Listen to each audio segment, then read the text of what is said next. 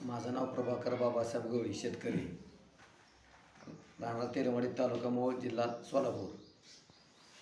मी आता तुम्हाला पाणी रिचार्ज शाफ्टबद्दल माहिती सांगतोय.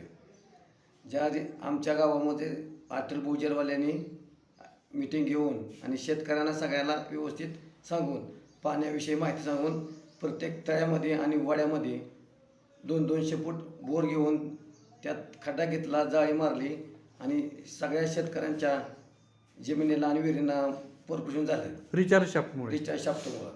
आणि ज्या भागात पाणी होतं त्या भागांना सुद्धा बोरला पाणी आता निघणं झालं. असं चांगलं 200-200 मीटर असं लांब लांब पाणी पसरत गेले. चांगलं 300 मीटर लोकांना आधी लोकांना मला पाणी पातळी माहीत नव्हती लोकांना. आता प्रत्येक शेतकरी आपापल्या विहिरीपाशी बोरपाशी खड्डा घेऊन पाणी भरून स्वतःपणे करायला ती माहीत सांगल्यामुळं. आणि पाण्याची जी बचत आणि व्यवस्थापित जी पुढलं पाणी आपल्याला लागते पाणी ते साठवण सुद्धा करायला लागले. ओके. तुमची पाण्याची पातळी वाढली का गावामधली? आता पाणी पातळी रिचार्ज भरपूर वाढली गेली. बरं, पाण्याची पातळी वाढली तर तुम्ही पाणी बचतीसाठी कुठल्या कुठल्या उपाययोजना वापरतात? बचत आम्ही ड्रीप करतो, पुन्हा मल्चिंग पेपर हातरतो, वरून पाचवट हातरतो. पाचट कुठे करता का? पाच कुट्टी करून हे करतो आम्ही. उसाचं पाचवं जाळत नाही, कधी काय करत नाही. मग हे गवत हे करून पेटवून देत नाही, काय नाही.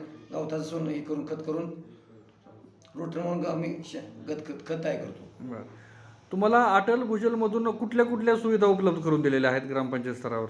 ड्रीप सबसिडी, पुन्हा लोकांना पुन्हा भरून करणे सांगितलं. पुन्हा आमच्या गावात अटल जलमुळे पाणी पातळी मापणी आणि पाण्याला मीटर विहिरला किती शेतकऱ्यांना पिकाला किती पाणी लागते ती आपल्याला अवघड करण्यासाठी एक मीटर एक बसवला आहे. आणि आपल्या गावात किती पाणी पडते, पाऊस किती पडतोय, मिली पडतोय ते पद्धतीनं माप. आणि पिझोमीटर बसवला का? पिझोमीटर सुद्धा गावात बसवला, पाणी खोलीकरण की मापण्यासाठी बी. ओके. मध्ये ज्या लोकांना शेतकऱ्यांना पाण्याची माहिती अटल भूजल आणि माहिती केंद्र आणि नोटीस बोर्ड तयार करून माहिती सांगण्याचं काम करतायत. ओके. धन्यवाद.